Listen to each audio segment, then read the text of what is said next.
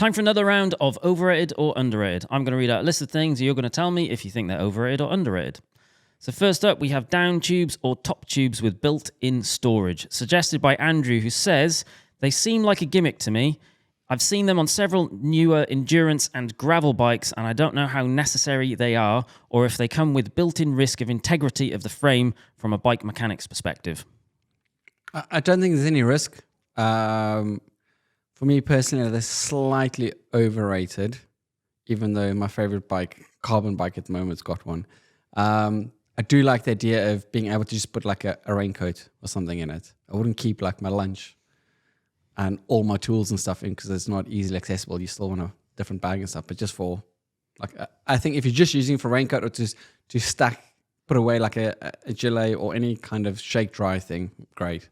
It's extra storage. In terms of integrity, all these manufacturers are testing it before, and if something goes wrong with it, then obviously that's going to get covered by warranties. No ways they're going to get out of that. I think they are overrated because I've never, like, I can just put a top tube bag on or a bar bag or a whatever bag or use my pockets. Or just extra bags, but I don't need the extra space. No. Rob's got one like on his Mog. And he do use, but I think he's using wrong because he puts everything so far hidden in there. When every time he needs to use it, he needs to stop and take his bottle off and all these things to get it out. I would literally just use it to keep in summer a gilet and in winter a raincoat. That's it. I think it's the kind of thing that, because I imagine Rob is the kind of person that likes his bike neat. Yes. And therefore he is willing to jam. And he also probably likes his pockets empty.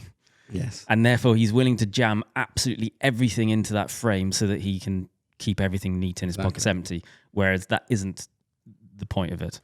It's like, I think it's overrated. Correct me if I'm wrong, but at the moment I've only seen them on an Envy Mog, which is an incredibly expensive bike, and Argon 18. Argon 18. Chris's Argon 18. Yeah. And I've seen them on the new Canyon Grail.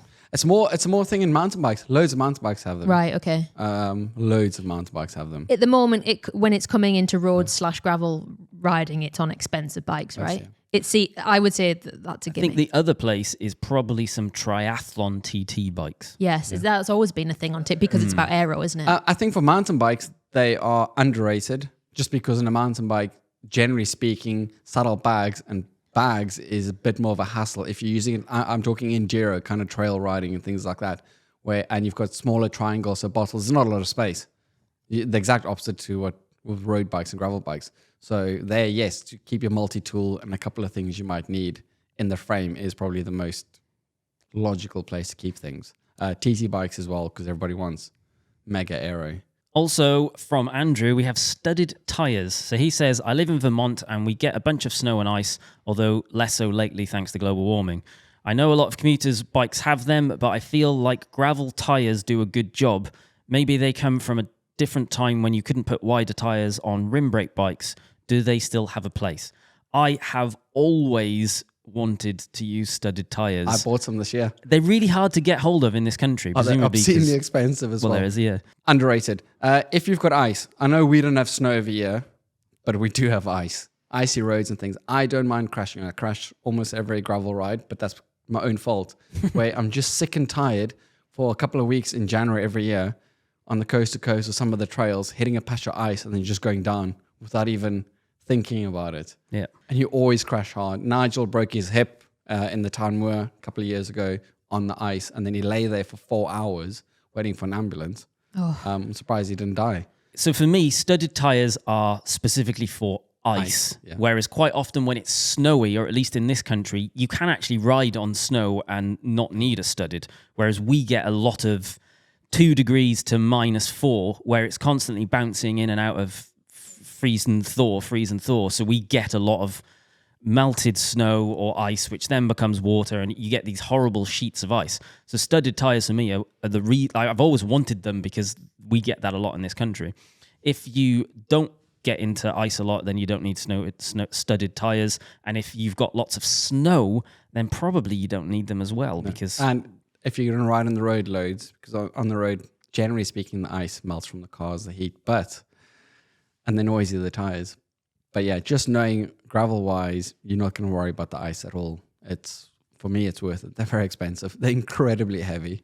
So I think they are underrated, but only because I haven't used them yet. I've got some for your howler for next year. Send them over. Next up, we have a suggestion from Yoris, who says, it's the subject on this is bar tape choice. So there are hundreds of different ones for sale, yet we ride on the rubber hoods 99% of the time. If feel, grip, thickness, and vibration dampening are so important, why hasn't anyone come up with a different type of aftermarket hood yet? I think it's a very good point. Or I actually do think it's a very good point, because I am one of those people which says I don't use the drops pretty much ever. I spend, like he says, 99% on the hoods, and occasionally I'll put my hands on the top where it's taped. Generally speaking, your hands on the hoods, but the like ball of, I don't know what you call it, but like the bottom of your palm. Let's call it the heel. The heel of your palm is on handlebar tape, and that's where most pressure goes through. Next thing is that I think as big as some of these handlebar tape manufacturers are, none of them actually, well, I'm going to say none. Very few of them make their own handlebar tape. They all just buy it. There's generic companies that make handlebar tape, and everybody just rebrands them. Like our Triple B stuff we use is exactly the same stuff Fabric uses, and a few other brands.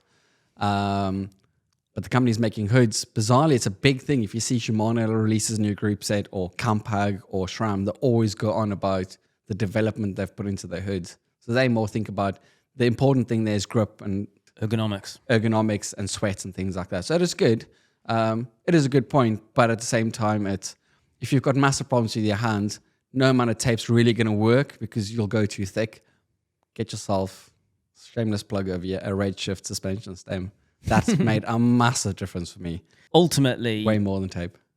My opinion on this, and I think you're probably going to agree as well, is buy cheap bar tape that's got a bit of grip on it and a bit of firmness. Some of the expensive tape is completely waste of money. From a bike mechanics perspective, if you buy something that doesn't have a sticky backing, where it's more of a gel backing, that's better for me, because you get tape in that's been glued to your handlebars. It takes me longer to take the tape off than it does to wrap the bars again, and then whatever wraps easily. Cork tape bizarrely is massively underrated, I think. Just, it's nice. So what we're saying, bar tape choice, overrated or underrated? Overrated. There's way too much of it. You just need like £5 piece of cork tape or whatever. Don't think you get it for £5, but 10 quid. Yeah.